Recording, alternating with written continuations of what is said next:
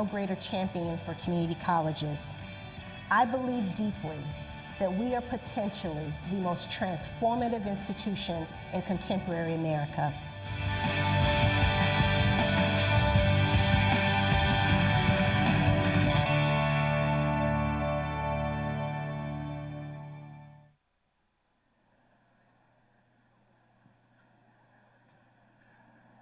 Good morning and welcome to the Fall Opening Meeting 2010. I'm Steve Greenfield, Dean of Business, Information Technology and Safety under Workforce Development and Continuing Education, and boy, am I glad to see you here today safe and sound after the summer weather we had.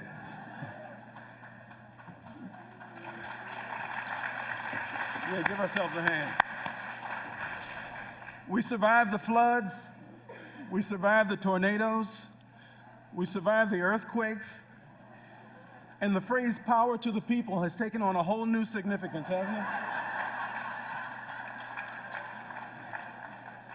But we're back, we're safe, and we're ready for the more than 60,000 students who will descend this year on our Tacoma Park, Rockville, Germantown, and Workforce Development and Continuing Education campuses over the next academic year. 60,000 students, think of that number. Students coming to college for the first time. Students who are making progress toward degrees and transfer to four-year institutions. Returning veterans on campus to move forward and rejoin civilian life. Mid-career students who lost jobs during the economic downturn and want to take tech courses, take a tech leap into a new career, gain hot new professional certificates, or learn how to start businesses. Seniors, people who are differently abled, political refugees, people learning English for the first time, all finding pathways to success through Montgomery College. The sheer breadth of Montgomery College's impact on the educational and economic health of our community is simply breathtaking. And fall 2010 is a joyful time, a time to get back to the gratifying and fulfilling work of changing lives under the dynamic new leadership of our new president, Dr. DeRionne Pollard. And now I'd like to introduce two people who know a thing or two about changing lives. Please give a warm welcome to Academic Assembly Chair Robin Flannery and Staff Senate Chair Ms. Amy Crowley.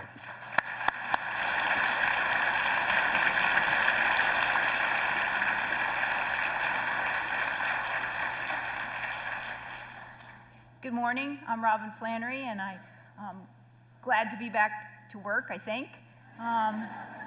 We're looking forward to a good year, and I look forward to being part of Academic Assembly and new start for Montgomery College. Good morning, I'm Amy Crowley, Staff Senate Chair, and I'd like to officially welcome all of the staff who joined the Montgomery College community this year. Will all the staff in the audience please stand?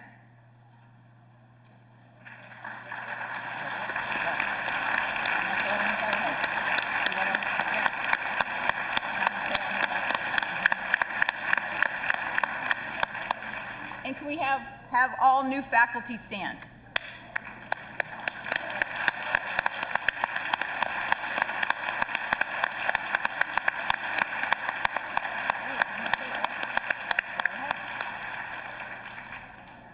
So I'd like to welcome Ms. Paula Matusky. She's our interim Senior Vice President for Academic and Student Services. Please welcome Ms. Matusky.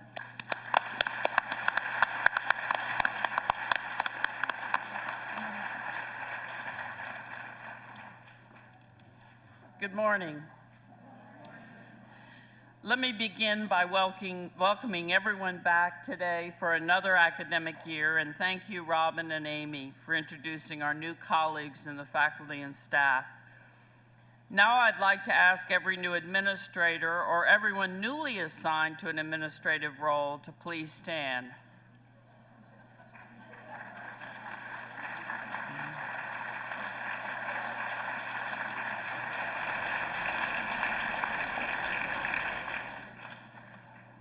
Over the next few weeks, I know we will all enjoy meeting our new colleagues and friends, and most especially our new president. Last year when we held this meeting, we were in a very different place than we are today. You may recall, however, at that time I talked about a printed card on my desk with the word hope inscribed on it. I believe what has not changed for us at Montgomery College, however, what has transcended this year and our almost 65 years of existence as a community college, is that we continue to offer hope to all who come to us. And not only those who come to us on their own, but others who may not know us today, but who will learn of us by word of mouth, by a story in a newspaper, by an advertisement, even by driving by a sign at an entrance of one of our campuses, or more especially by our actions. We say we offer endless possibilities, and we believe that, for what we offer is indeed hope for tomorrow, for a better future, and for a part of the American dream. Let's continue to strive to make our little corner on this planet the best hope for our students and our community. With all of us together, we can do that. On that note, I am indeed proud and honored to introduce to you our new president of Montgomery College, who already in her early days here has demonstrated her abiding interest in our academic and student services mission and in fostering a climate of service and hope. Will you please join me in welcoming our new president, our 9th president of Montgomery College, Dr. DeRionne Pollard.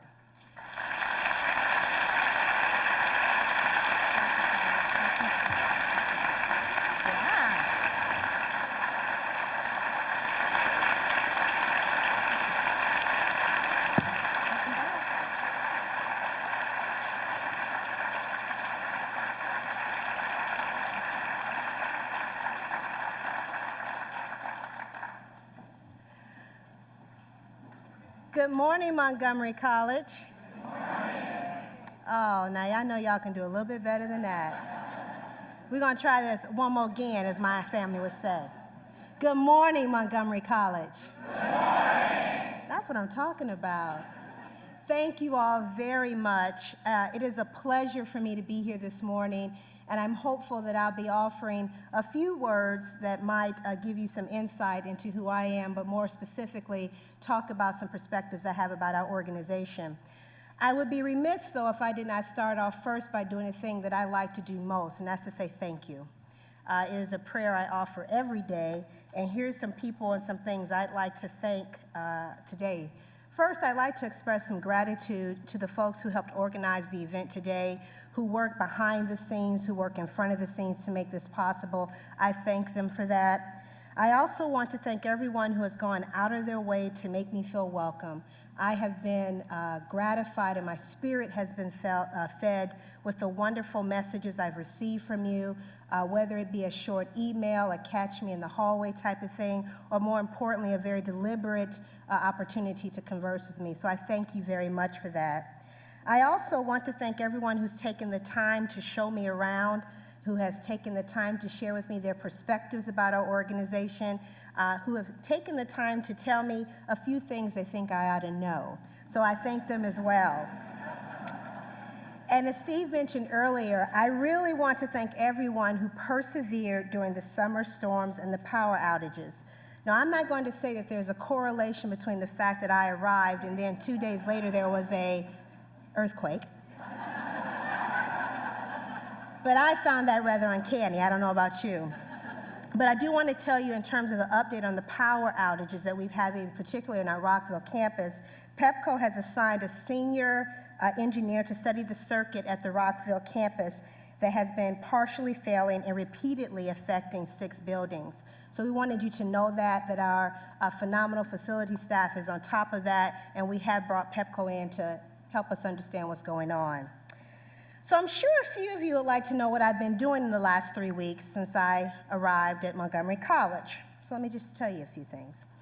I have participated in the ACCT conference in DC with 5 of our newer trustees. I participated in a retreat in Annapolis with our Maryland Community College presidents. I visited all 3 campuses. I had the pleasure of also visiting our Workforce Development and Continuing Education Gaithersburg Business Training Center. I've talked with representatives of our governance groups, news reporters, elected officials, CEOs of local businesses, our education partners, and even a few students. I want to thank our Tacoma Park Silver Springs campus for making that happen when I joined them on Friday. The next couple weeks, you're going to see me back on campuses, circulating, getting to know you, walking around, and understanding how our campuses work. Now, I don't know about you, but that's been a lot for 3 weeks, and I'm excited to be here. But these activities have reaffirmed for me something that I know for sure. One is that I need to learn this organization. And I say learn in a way, in a most intimate way, to know it completely. That is my top priority. That is the thing that means the most to me right now. And I'm spending every opportunity reading the voluminous briefing documents that I've been receiving, enjoying the wonderful email correspondence, and reflecting on the dialogue that I'm having as I move about the college campuses. I also want you to know that I'm learning a lot from you and what you tell me. You all have told me a couple of things. We are in the business of changing lives. I hear that every time I talk to someone. You take great pride in that mission, and you should, because I think it is something that's very distinctive to what we do in community colleges, and you talk about that with great pride. And I'm going to come back to that pride factor in a moment. Your dedication to our students is the driving force about everything that's right at Montgomery College, and I thank you for that. And then the other thing I've learned is that the college and the community are deeply connected. We are dependent on each other for our success. So I've asked you a few questions as well. I've said to you, what would Montgomery College look like at its very best? Let that sit and resonate with you. What would this organization look like at its very best? The most repeated answers have to do with service, teamwork, and resources.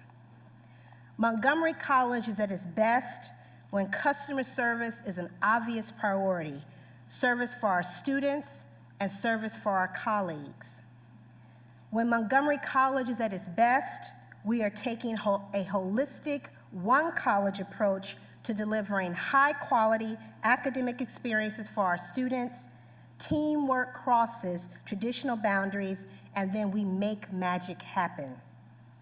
When Montgomery College is at its best, we have the resources to reach your full potential as educators and support staff. You have the funding, the facilities, the leadership support, the staffing, and the time you need to do your jobs well. All of this, I think, is within reach, and I would be remiss if I didn't pause for a moment to thank someone who helped, I think, move us further in this agenda. And I'd like to acknowledge our interim president, who is, I think, right now resting nicely at home, Dr. Hercules Pinckney.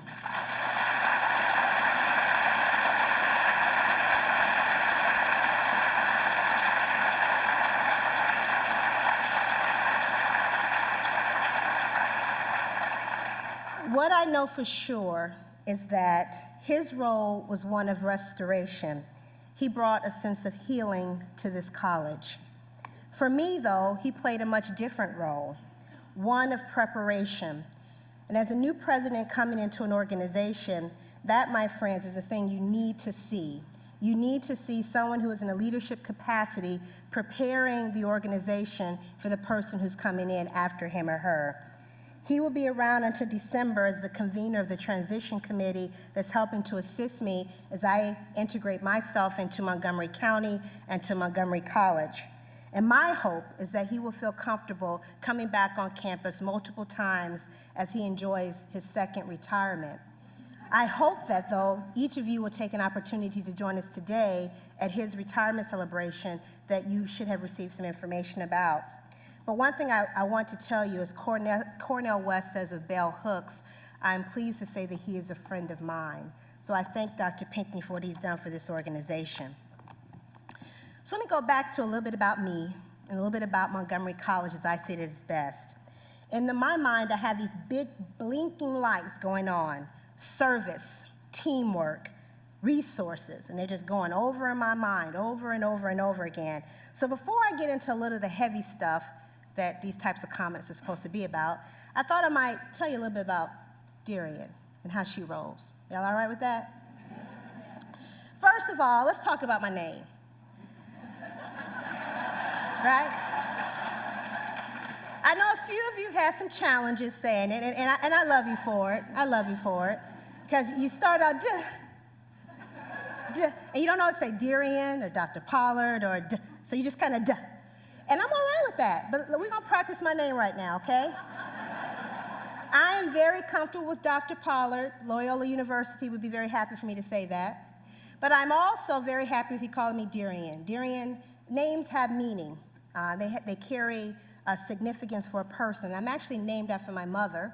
My mother's name was Ladira, and you can tell I was the firstborn as I tell you the second part. My father's name is Paul, so my name is DeRionne Paulette.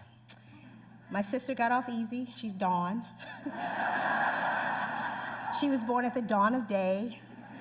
I, on the other hand, were the firstborn. And so we're going to say this together. DeRionne. All right, now we're going to put it all together, right? DeRionne. Oh, y'all are good. One more time. DeRionne. Oh, see, we done. All right, we done. I'm very comfortable with you calling me DeRionne. Dr. Pollard is fine as well. I actually have some people do a hybrid of it. Dr. D, Dr. P. I'll answer as long as you don't say, hey, you, okay? Second, while Montgomery County is my home now, I am a girl from Chicago through and through. I'm a Chicago girl. Thank you. I mean, I had to feel the love a little bit there. What do we know about Chicago? Chicago is about the sporting spirit. It's about entrepreneurialism. It's about hard work. It's about having fun. It's about adventure. It's about good shopping, good food. Chicago is also about good music, the blues, the jazz, R&B. Got any steppers in the house? Do a little stepping, all right? That came out of Chicago. But Chicago is also about personality. We're bold. That's how I roll. I'm bold. But we also can be subtle, and we can sneak into your pores right when you didn't even know it was happening. Chicago is also about community. Very few folks from the south side of Chicago will identify with the neighborhood, but when you talk about Chicago, they'll say, I'm from the south side, because we recognize that there's diversity in who we are, but we have a very strong sense that we're in this together. So that tells you a little bit about DeRionne. Some of my personal passions that you probably want to know about is that I love the written word. I fell into English because I loved reading. One day I'll tell you a story about how a library saved my life. So I have value for what we do in that work. I will also tell you that my family is the most important thing in my life.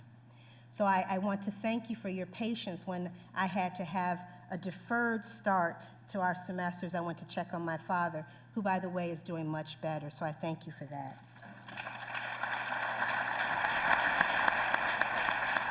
Those are the ingredients that kind of form DeRionne, who I am, all of me. What you see is what you get. But I also would tell you that my early experiences as a faculty member at the College of Lake County have shaped my thinking. I started at that college thinking that I would start my career there and I would end there.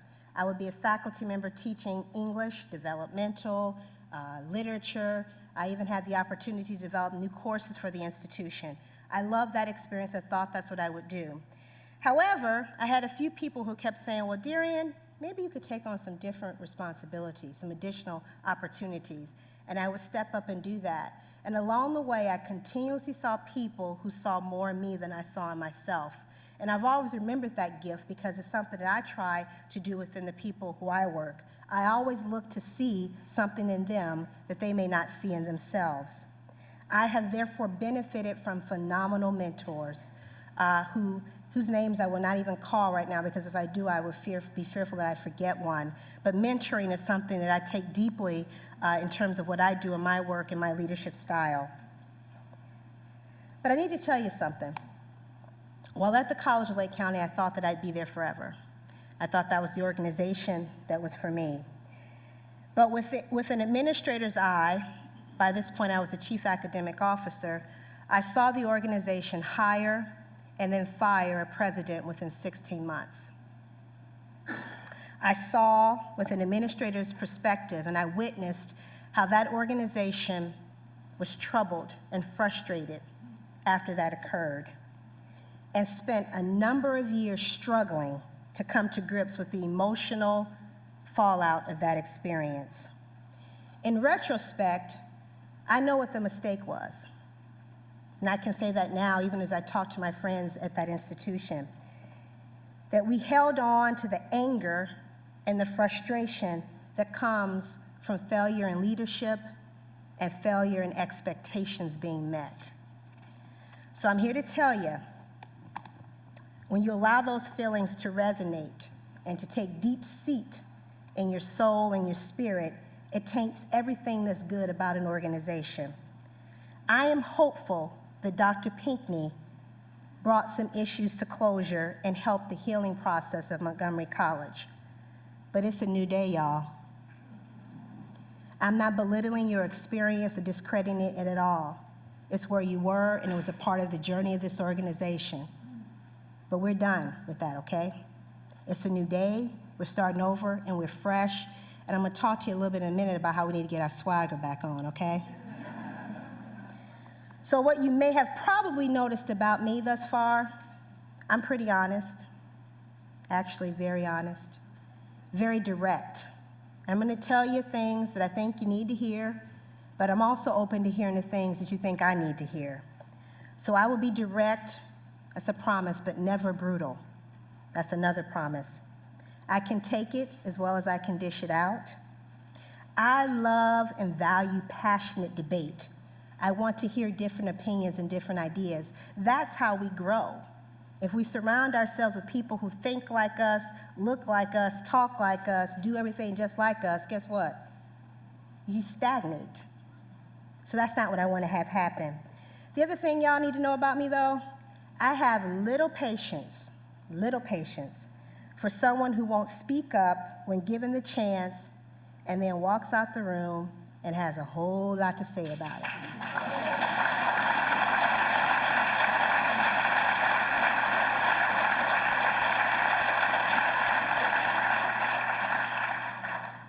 Now, that doesn't mean that I don't recognize we have different learning styles. Some of us process things later and we come back to it. I get that. But that doesn't mean that we're actually growing when we let that fester and you walk out the room and we chitter-chatter in the hallway. That's not how a healthy organization should be. I also need to distinguish between roles and responsibilities, at least how I see it. I see part of your job is to speak truthfully about our students and their experiences, to talk about the needs of our community with passion and vigor and information. Part of my job is to listen, which I think is often an overlooked skill. My grandmother always said you were given one mouth and 2 ears for a reason. All right, so I like to listen. I listen deeply to the things that are said and the things that are not said. But the other part of my job is to make difficult decisions. Sometimes those decisions may not be ones that you agree with, but the idea is that I took the opportunity, if I do my job well, to listen, to be open to new perspectives, to change my mind if something new comes to it that gives me a different perspective about how to see things, and then we implement those decisions together. I will never put my staff, my colleagues, my faculty in front of the bus for me. That does not happen. That's not how I roll. At the same time, I ask you not to do that of me, that we're into this together. Your success is ultimately my success, and that's how I believe a community works. So I approach leadership from a position of service. Leadership is about stewardship and trust for me. It's my job to provide direction, create opportunities, and get out of your way and let you shine.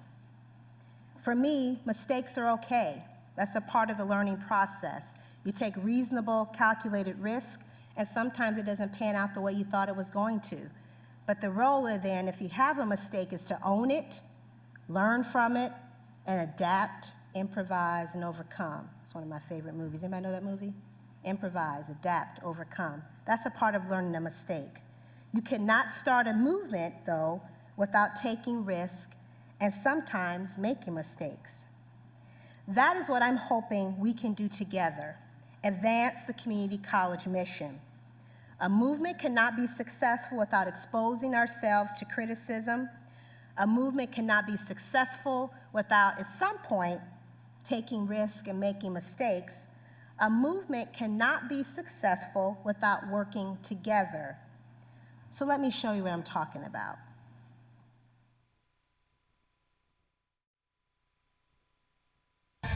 If you've learned a lot about leadership and making a movement, then let's watch a movement happen start to finish in under 3 minutes and dissect some lessons. First, of course, a leader needs the guts to stand alone and look ridiculous. But what he's doing is so simple, it's almost instructional. This is key. You must be easy to follow. Now here comes the first follower with a crucial role. He publicly shows everyone else how to follow. Notice how the leader embraces him as an equal. So it's not about the leader anymore. It's about them, plural. Notice how he's calling to his friends to join in. So it takes guts to be a first follower. You stand out and you brave ridicule yourself. Being a first follower is an underappreciated form of leadership. The first follower transforms a lone nut into a leader. If the leader is the flint, the first follower is the spark that really makes the fire. Now here's the second follower. This is a turning point. It's proof the first has done well. Now it's not a lone nut and it's not two nuts. 3 is a crowd and a crowd is news. A movement must be public. Make sure outsiders see more than just the leader. Everyone needs to see the followers because new followers emulate followers, not the leader. Now here come 2 more people, then 3 more immediately. Now we've got momentum.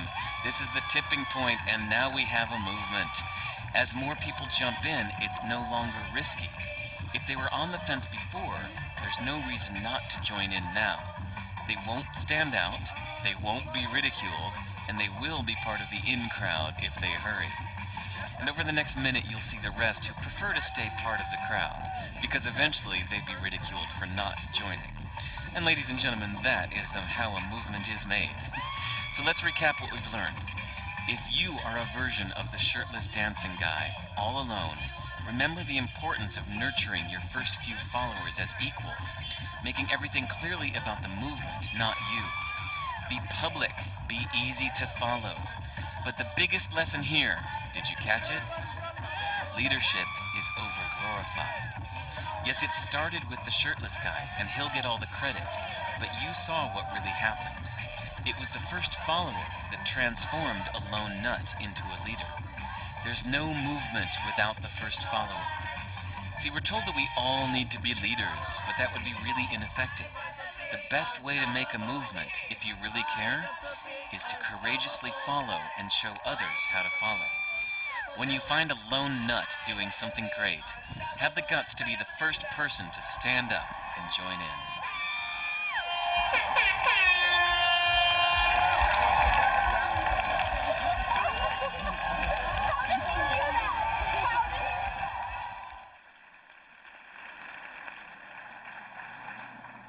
Now, I was going to start dancing and see who'd follow me. The room got a little tight, but I'll be dancing in the reception a little bit later. Now, I like to use humor to illustrate some points. And you might not remember what I talk about today, but I guarantee you'll remember that dancing man. That picture will stay with you for a while, and that brings me back to another picture I'd like to paint for you that I hope that will stick with you.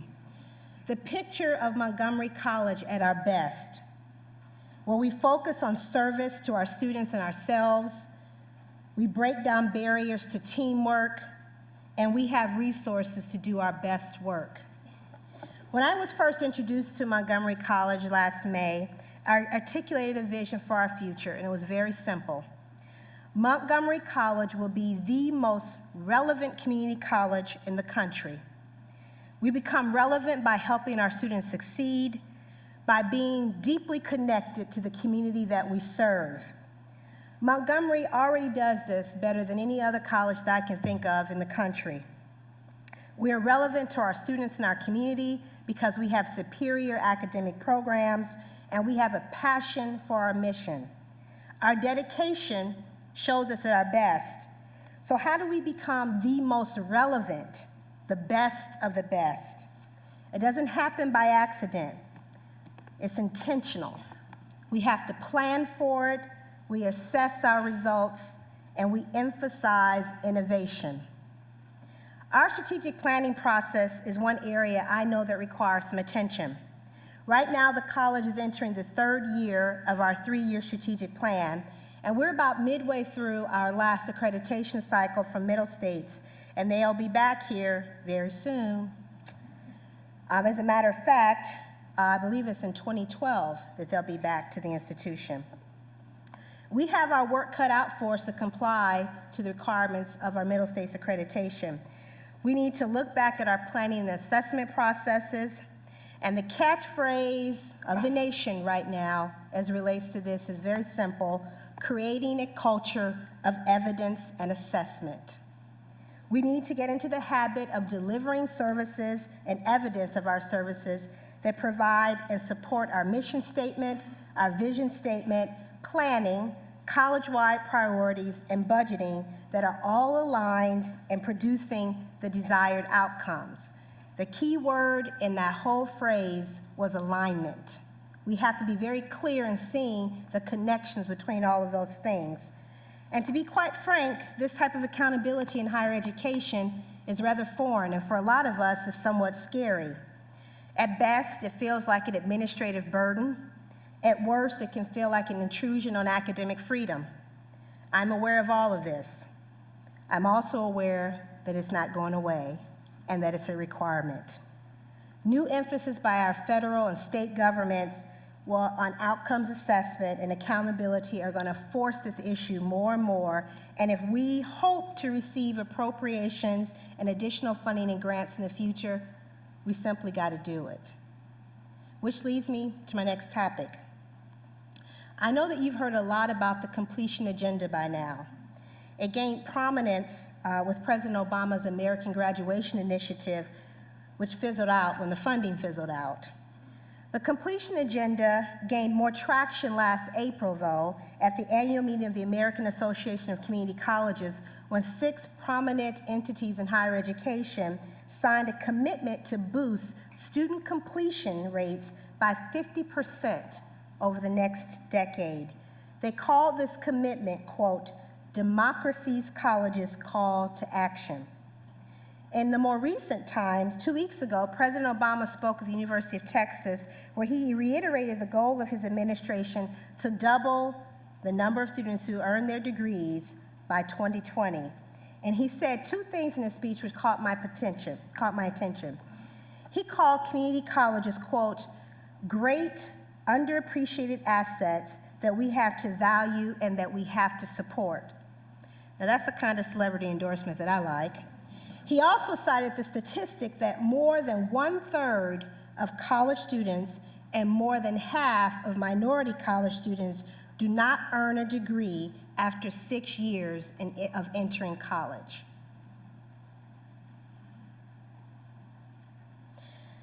Now, the popular response from some of us in community colleges has been this: our mission is more than handing out diplomas. What about our continuing education students? What about our lifelong learners? What about our transfer students? What about all of these other categories of students? Shouldn't they count as successes?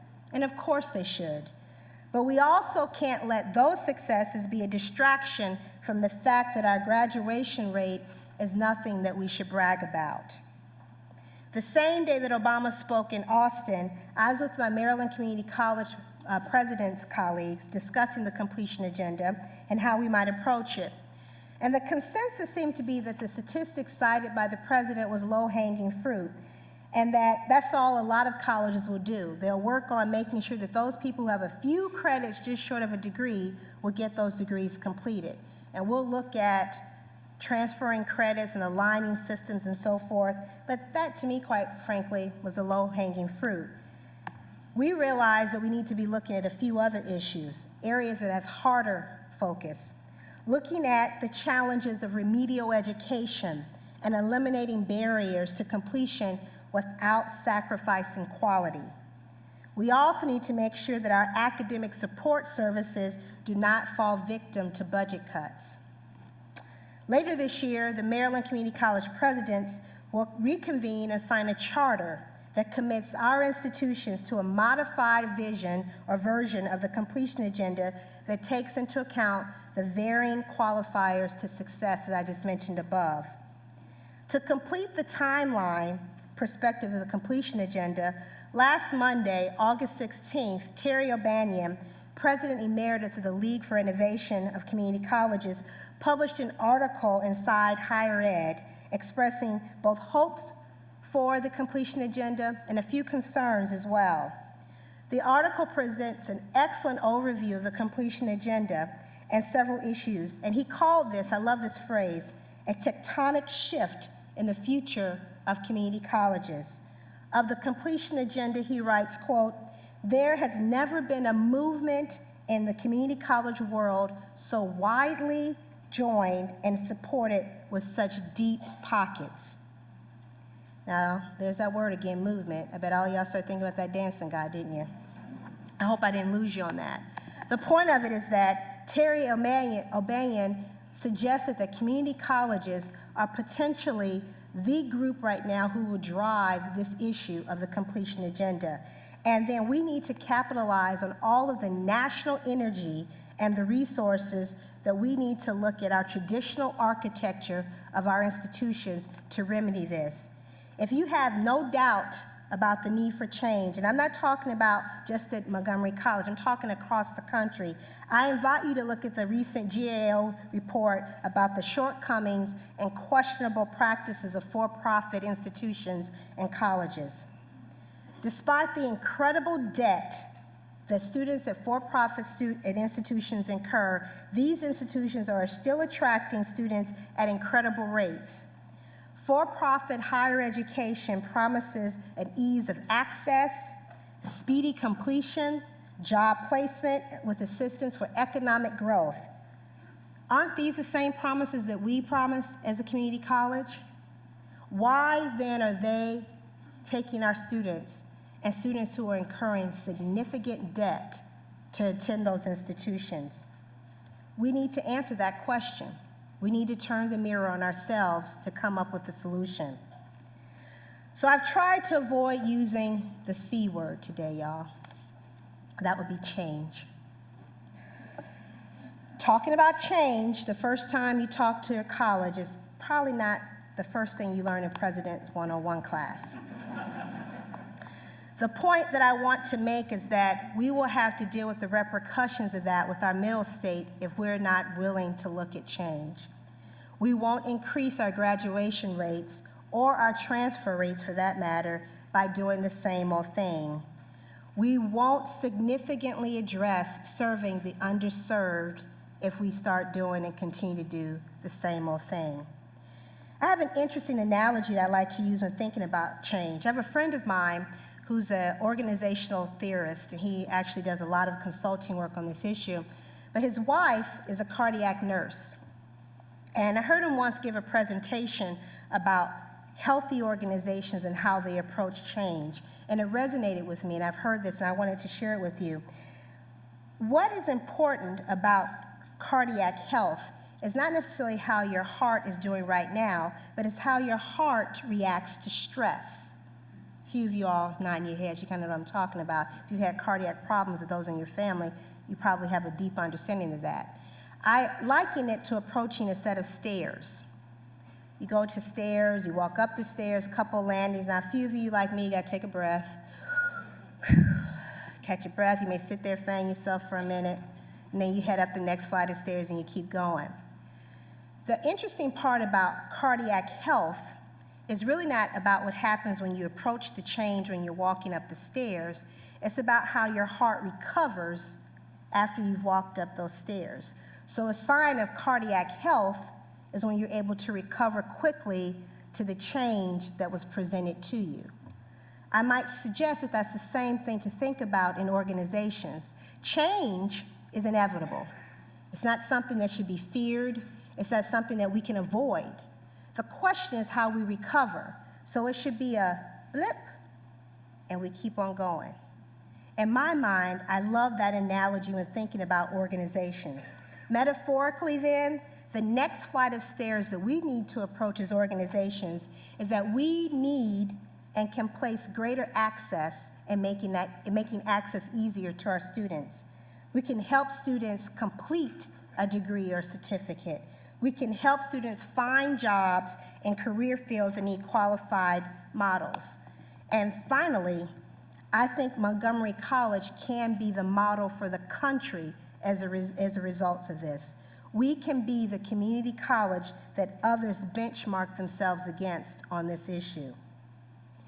Which leads me to my final point that I want to make today about how we become the most relevant community college in the country: innovation. By innovation, I simply mean that we solve existing problems in unique and reproducible ways. The future success of higher education requires a different approach, and we can learn from lots of places. We can learn from K-12, we can learn from our four-year partners, we can learn from industry, we can learn from government. What makes us powerful at this moment is that community colleges have the unique combination of intellectual talent, flexibility, agility, and willingness to experiment that makes us a natural fit for innovation. I don't know about you all, but every time I go somewhere and I tell them that I work at a community college, people get happy about it. We're sexy right now. Sexy to be a community college. We need to revel in that for a little while. It has been proven time and time again in industry and government and higher ed that some of the best ideas, though, come from the front line. If faculty and staff have the opportunity to and are empowered to make ideas and bring them forward and see them through, I believe that we can make meaningful change without spending a tremendous amount of money. Let me give you an example from my days at the College of Lake County. I don't know about you all, but we had a relatively small but annoying problem of clocks in every classroom that had different times on them. Seriously. You could arrive at a meeting, you could be 5 minutes early according to some people, or 10 minutes late according to others.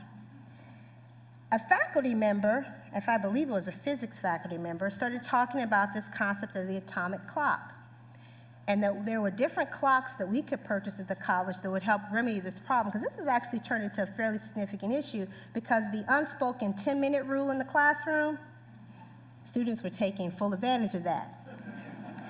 So this faculty member started talking about this issue and went down and sat down with some of our facilities folks and started talking about it. The facilities folks, when they talked about this same issue with our business officer said, well, if we did this and we did this, guess what? That summer, every classroom had new clocks in it. Now, some of you say that costs money, but it was a decision that we prioritized at the organization because we heard very clearly from the front line that this was troubling. It was creating tension in the classroom, tension in the work environment that we didn't need. The whole experience made me wonder what would have happened if we had made it easier for that faculty member to be heard and get that process started on a pilot basis. I was talking with Susan Sullivan about this same idea, and she talked about her time when she did a sabbatical at the Disney World.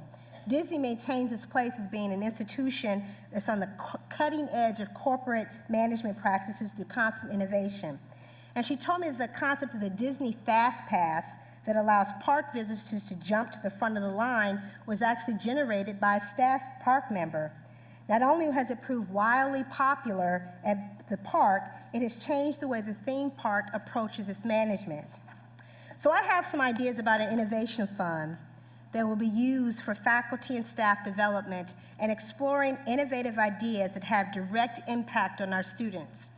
That makes it a success for our students, that ensures that our students have complete access to our organization, that will allow us to assess the success of that as well, an innovation fund to do that. In fact, I can tell you, thanks to the hard work of our special events team, I know that my inauguration is going to be considerably less expensive than the one that the college had in 2008.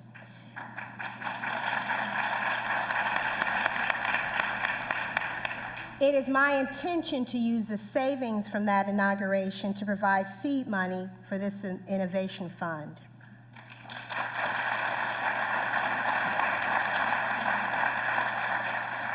Now, while I'm on the topic of my inauguration, I also want to encourage you to join me on October 29th.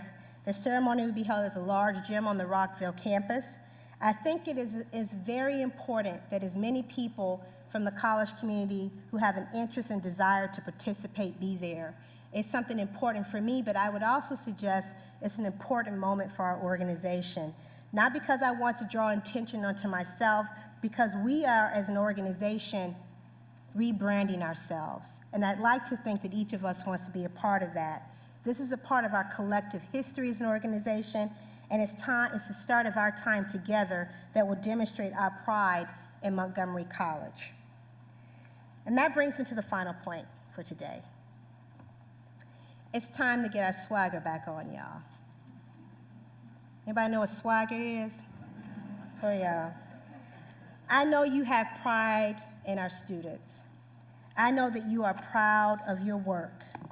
So I want you to continue to show your pride in Montgomery College. Now, I don't know about you, but I just about can't help myself.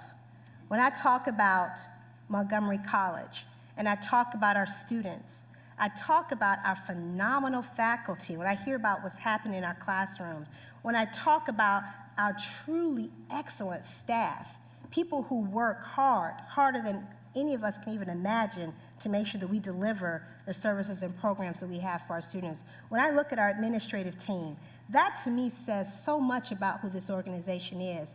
So when I have the opportunity, y'all gonna see me saying it loud and proud, I am president of Montgomery College.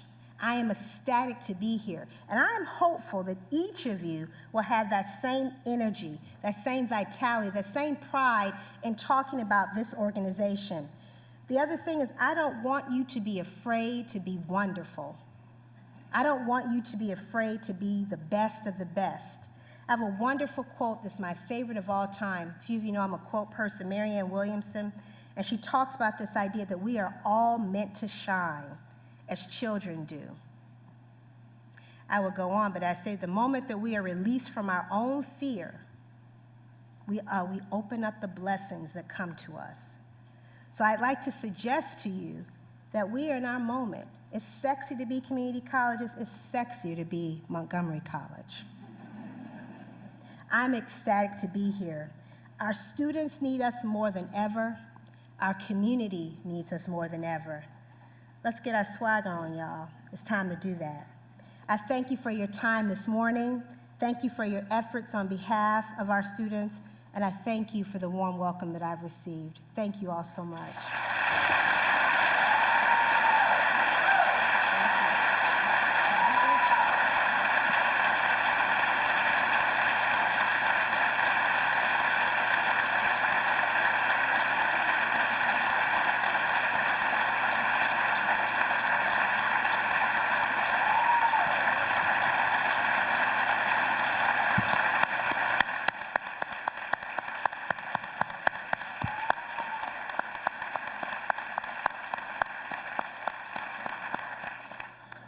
Thank you, Dr. Pollard, for those wonderful remarks that will guide us into the future.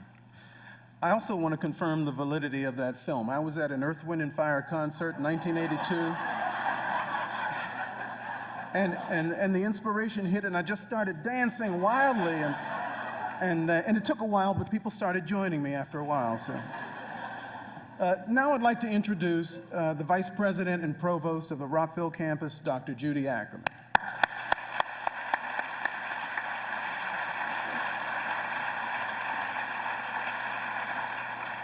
Good morning. It's a delight to see this room packed with people. I kind of thought I should come dancing out. I had seen Dancing Man before. I'm not sure which is a little more intimidating, coming out and following a brand new president who speaks as eloquently as Dr. Pollard did, and who helped create a sense of where we're going, or to follow Dancing Man. But I'm here anyway on that.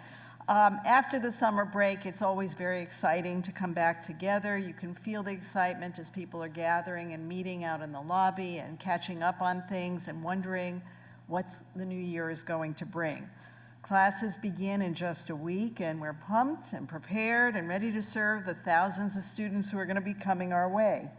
As a former faculty member, department chair, and dean, I understand the challenges at each of the positions and the rewards that we share when we actually are able to serve the students well. We know that this year the budget will be something we're going to be monitoring, and even with that in the background, I know that this is going to be our best academic year in our long history, because we're all focused on the community college mission, and our leader is helping us focus on becoming increasingly relevant to our community. We'll be carrying out Montgomery College traditions of seeking excellence, promoting leadership and accountability at every level. No matter what our role is here at Montgomery College, we serve our institution and the students well. Teaching and learning are very honorable, collaborative activities of the highest calling. Thus, when we come together for the annual meeting to begin anew, I delight in the fact that I spend my professional life with people like all of you, that we have this important goal and focus. This particular gathering, shaped by the wonderful words of Dr. Pollard, and sometimes amusing videos along the way, is a formal moment to reaffirm our commitment to the college and the work that we do together. We've heard about the role of the community colleges in the national scene and the importance of the completion agenda, and that will be something that we all will need to work on together. When I walked over this morning to the Performing Arts Center that we're in now, it was very clear that the campus has a very different look than it did when you were here last year at this time. Last year, we had a lot of dirt. There were a couple of tower cranes and a couple of pieces of concrete sticking up in the ground. If you look now, just across the parking lot, this wonderful new building is emerging, and next year, we'll take you on tours of it when you're here on campus. There's several buildings here now that were not here when I joined the faculty, including this one. The construction that we're doing is important, but what's more important is what we'll be able to do once we have that new facility. We'll be able to expand some of our instructional programs, to provide some of the spaces for students and faculty to collaborate on projects. That's what the building is about, not just to have bricks and building. As you may have noticed, if this was your first time on campus in the past week, the traffic is a little different. So if you will be coming to campus between now and probably Thanksgiving, you need to plan on which side of the campus you want to park on and stay on, because you can't go around. Part of this project to build the building requires us to dig up the road, and we had hoped to have it happen during the summer. The permits from the state did not come through in time, and so we'll get through this, and we'll have this great building. We keep looking out ahead. As I listened to Dr. Pollard's remarks, one thing was clear. As much as I enjoy thinking about the history and the buildings we've had and people here, there's nothing more exciting than imagining the future of Montgomery College and knowing that all of us will be helping to create that future together.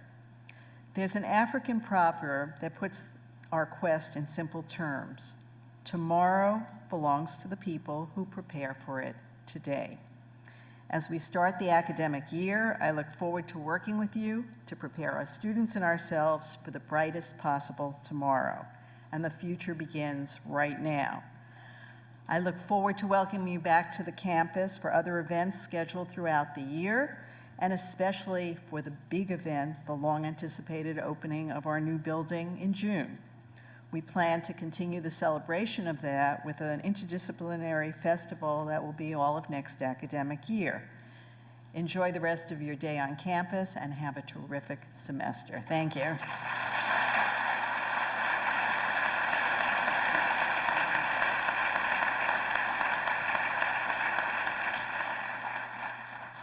We have come to the end of our fall opening meeting, but I have a few general announcements. Staff, please return to this theater immediately following the President's meet and greet in the lobby. Discipline meeting locations are noted on the back cover of your printed program. The staff forum in this theater is designed especially for college-wide staff to update them on the following college-wide initiatives: the classification and compensation study update and employee health benefits briefing. Also, the Marketplace Grill is set up near the small gym where ample seating is available between 11:30 and 2 p.m. The cafeteria is also open during this time with all their regular selections as well as grilled items being offered at the Marketplace. Credit and debit cards are accepted at both locations. Maps of the Rockville campus will be available in the lobby for those of you who are unfamiliar with the campus. And there's been a change in the discipline meeting room for nursing. Nursing will meet in Science West 105. Finally, and importantly, stop by and bid farewell to Dr. Pinckney this afternoon between 4 and 6 p.m. in the Theater Arts Arena. Thank you for coming and enjoy the rest of your day.